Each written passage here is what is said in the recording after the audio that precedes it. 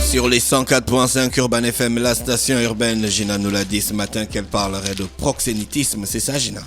Oui, on parlera de proxénétisme ce matin. Donc, vous savez que l'affaire avait fait grand bruit et avait littéralement enflammé les réseaux sociaux. C'était il y a quelques semaines où, bien sûr, le monde et Libreville, en l'occurrence, avait découvert que ça se passait dans un établissement scolaire de la place, donc au lycée de Sainte-Marie, où une élève de 16 ans, en classe de 3e, qui depuis, selon les informations du journal L'Union, a été exclue définitivement de cet établissement scolaire, avait fait des propositions scandaleuses, mais tragiques, mais graves, à des petites filles de 10 ans. Et donc, ce qu'elle leur proposait, c'était d'avoir leur premier rapport sexuel avec un adulte. Et puis, en contrepartie, elle recevrait une somme d'1 million de francs CFA et un iPhone X Max. Voilà.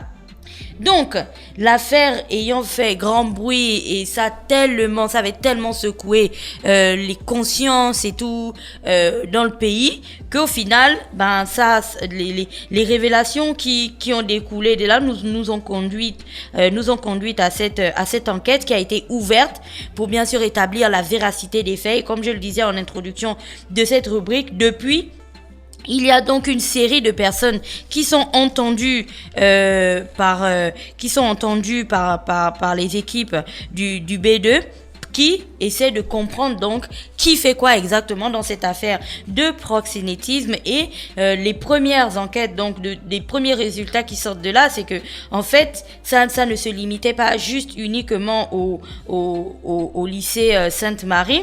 Ce problème avait des tentacules qui nous emmenaient même au collège Notre-Dame de Kouaben et même jusqu'à l'institution Immaculée Conception.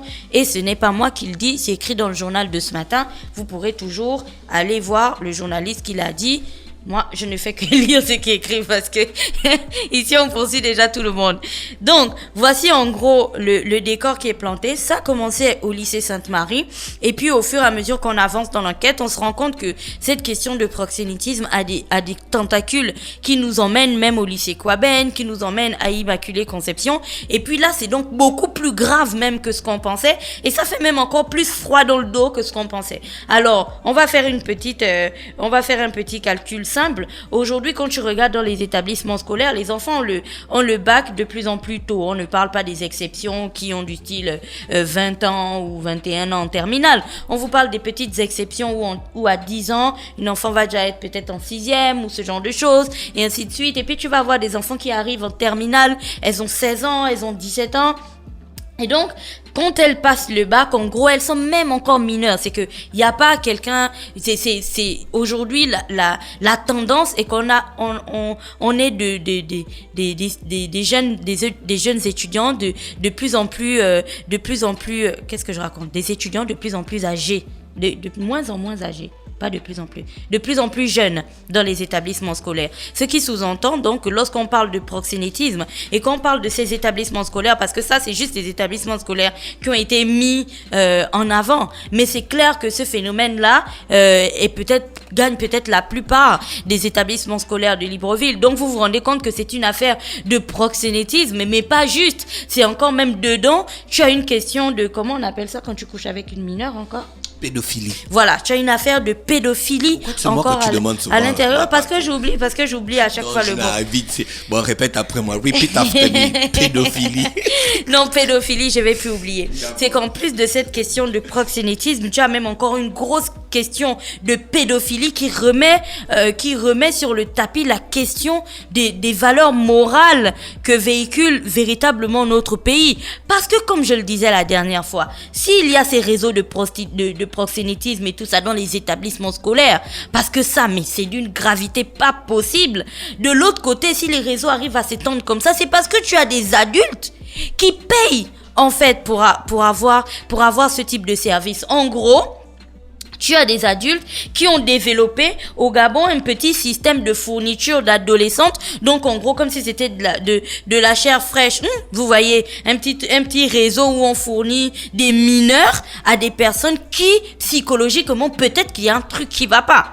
Donc, en réalité, lorsqu'on parle de cette question de proxénétisme, c'est pas la première fois qu'on en parle. Tu sais qu'il y a quelques années, il y avait déjà eu un scandale de prostitution dans les établissements scolaires, dans certains établissements scolaires de Libreville, où il y avait des messieurs qui allaient garer leur 4x4 et tout ça à l'heure de la sortie des cours. Ils prenaient des jeunes filles qui proposaient de raccompagner chez elles, et puis en route, ben voilà, ils leur proposaient leur service. Enfin, en gros, je vais te donner de l'argent et ainsi de suite. Et donc, d'une voiture à 2, à 3, le phénomène avait tellement pris de l'ampleur dans les établissements scolaires jusqu'à quand ça avait éclaté. Parce que la plupart des voitures que l'on voyait devant les établissements scolaires, ils venaient pas chercher leurs enfants. En fait, ils venaient chercher leur goût.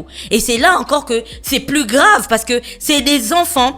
Donc, lorsqu'on parle de cette question de proxénétisme et de cette enquête qui est ouverte, ce qui est intéressant, c'est bien sûr la question qui va découler de la preuve, parce que hier en discutant avec certaines personnes, ils me disaient ouais, mais après il faut encore mettre sur le tapis la question de la preuve. C'est que comment on va prouver par exemple que Jean-Charles ou Jean-Yves, ou je invente des noms comme ça, est impliqué. Je n'ai pas dit d'Afrèche. Bah non, il peut s'appeler. Si tu sais combien mais tu sais combien de Jean-Yves il y a dans Libreville? Je connais Jean-Yves. Jean-Yves Mensa. Bon, Michoukani. Voilà. Michoukani, tu connais un gars qui s'appelle Michoukani? Non. Bon, ok.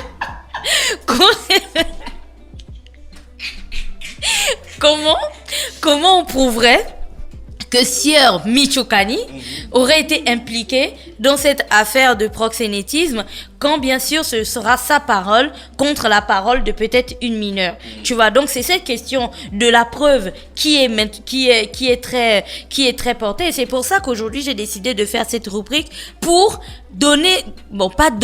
pour relever quelques points. Alors on a parlé de harcèlement sexuel, je pense cette semaine. On a parlé de cette question, les placements c'est elle-même qui se place.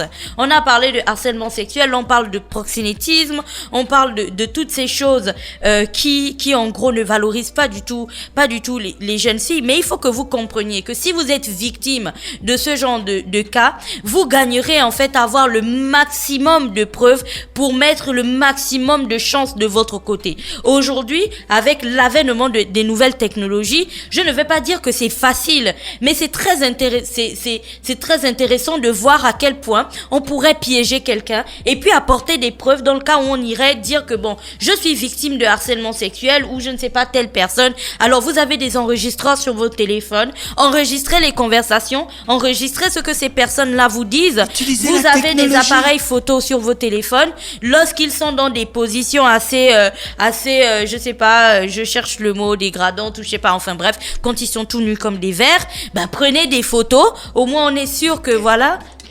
Oui, des vers de terre. Prenez des photos, au moins vous pourrez les présenter. Faites des captures, des textos, des messages, des WhatsApp qu'ils vous envoient, où ils vous demandent des nudes, ou je ne sais pas, ce genre de choses. Enfin bref, regroupez le maximum d'informations possibles pour pouvoir ensuite... Ça, c'est si on veut dénoncer.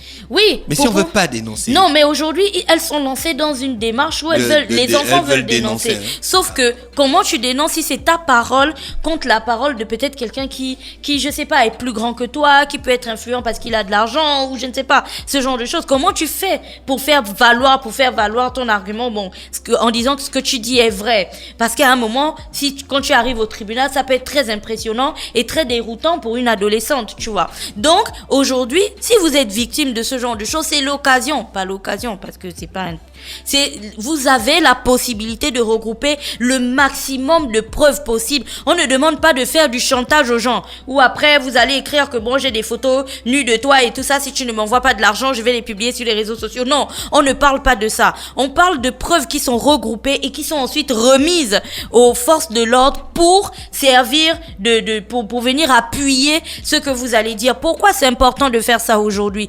Parce que sachez que l'être humain est insatiable. Les papas qui aujourd'hui font ça à des adolescentes qui ont 15 ans ou qui ont 16 ans, quand ils auront 50 piges ou 60 piges, ils seront toujours toujours en vie, ils seront toujours virils, on l'espère pour eux, et ils vont repartir dans les établissements scolaires et ils vont le faire encore à vos petites sœurs. Et peut-être même si vous êtes une jeune femme et que vous faites des placements et tout, on pourrait même faire de votre fille une petite prostituée dans les établissements scolaires. Et ce sont ces hommes-là qui feront ça. Il faudrait que vous compreniez dans vos têtes que ce n'est pas normal. Ce n'est pas normal qu'un adulte d'une quarantaine, d'une trentaine ou d'une cinquantaine d'années propose de l'argent à des jeunes filles pour avoir des relations sexuelles. Ce n'est pas normal du tout et ce n'est pas autorisé dans notre pays. Donc, c'est pénalement sanctionnable. Voilà, c'est pénalement sanctionnable Du coup, si vous avez la possibilité